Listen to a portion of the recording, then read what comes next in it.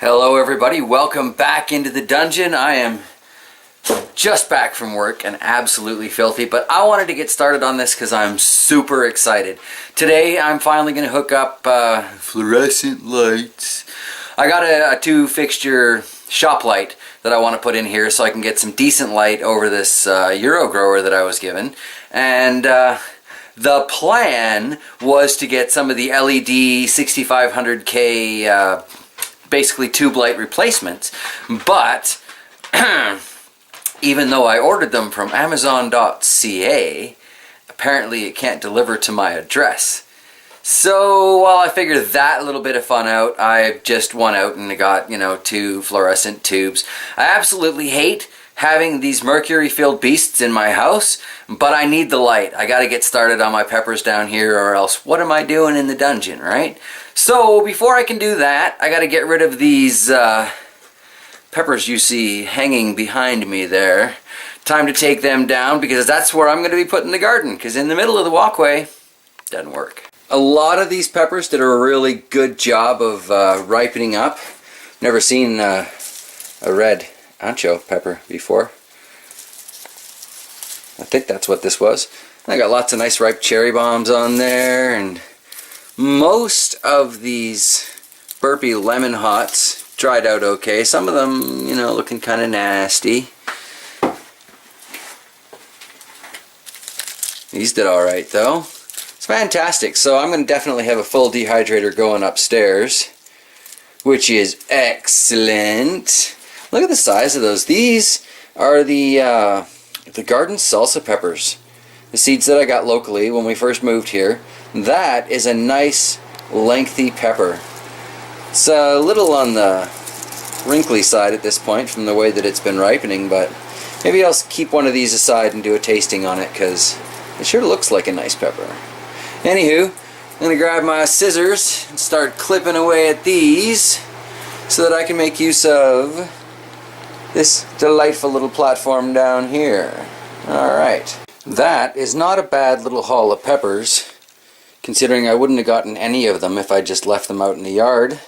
So I'd say this quote-unquote Kentucky harvesting and or just bringing the plants in, flipping them, clipping them and flipping them so they can ripen, I'm going to say it seems to work. Now, it might just be my distrust of fluorescent bulbs. Oh, these come out. I was like, it does not look like that's going to fit, but okay.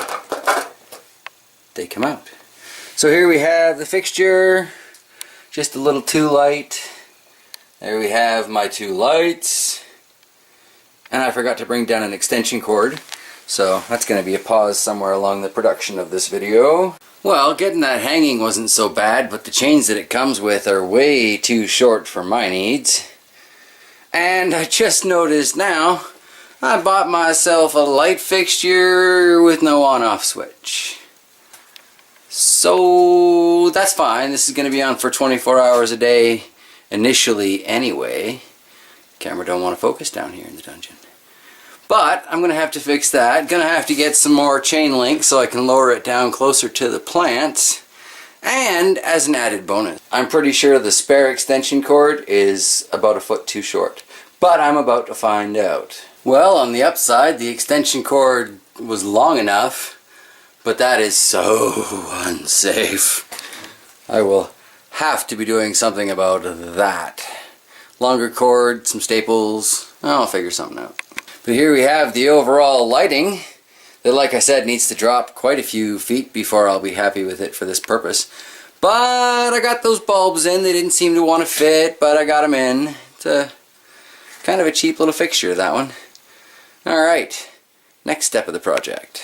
Next up, I've got this little Ziploc baggie full of some slime. Turns out it's lubricant, because I don't take that apart. I just slide it right in, because it's got one of those kind of uniseal things on it.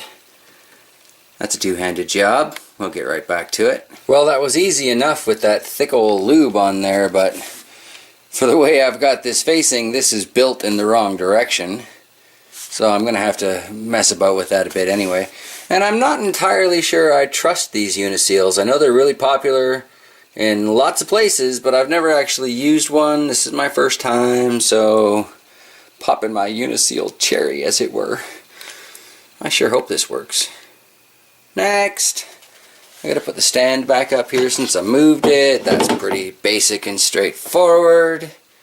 Okay, and easy enough so far. Now with the fancy dancy lid on top of it there, and I've got the pump in there with its little extension piece for the pipe. Just need to attach it to this here, and that will be what feeds the plants. It's coming together pretty quick. While it may have been a little bit awkward, that went together easy enough. Alright, what's next? I guess next up we've got our drain, aka our water return system. Pretty straightforward, fairly solid build. The hole goes in the hole. Okay. That's there. And then I just got to get these clips onto the pipe and into these little holes there. And that was just as straightforward as it seems, although I do recommend putting the clips in the holes and putting the pipe in the clips. Tried it both ways, that way works better. Alright, next! Well, next I got to put these 8 planters in there. They all have little grooves that kind of fit into the pipe, but they don't expect that to do the trick. They give you these drain assemblies here. I got to put those together. And yeah, take a look then. Well, in true JT Bear fashion, I can't find where I put the instructions, but I believe it goes together like that and looks like that when it's completed. So, 7 more to go. Alright, so I'd say that was probably the hardest part of the whole thing, and that's just because I had to force it through that little ledge and like all the way through. It's a very tight fit, nice and snug. Probably exactly what they're going for. So now all this needs is for me to rinse off the clay pellets, which I'm not doing today, and put some pepper plants in there, which I don't have yet today. So I would say this EuroGrower puts together pretty darn easy and is practically bear proof. So that is a pretty good review. Well, those of you who watch my channel for a while, you know. If it's bear proof, that's a good product.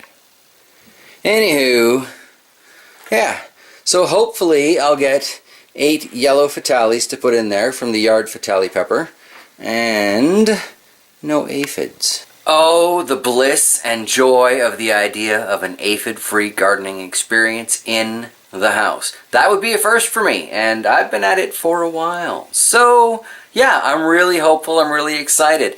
I'll probably throw up a super quick clip when I do the fatalis, get them started, but there's not really much to that. I'm trying something with cotton balls this time, because I don't want to put any soil at all into this, right? So yeah, I'm going to try germinating them on cotton balls in one of those little greenhouse things. There, now I don't even need to do the clip because I told you. So, next time we all come visiting down here, I should have some seedlings sprouting or something. So, yeah. Alright everybody, thank you so much for joining me today, and I hope you have an absolutely wonderful week ahead. Take care of yourselves, and I will see you next week.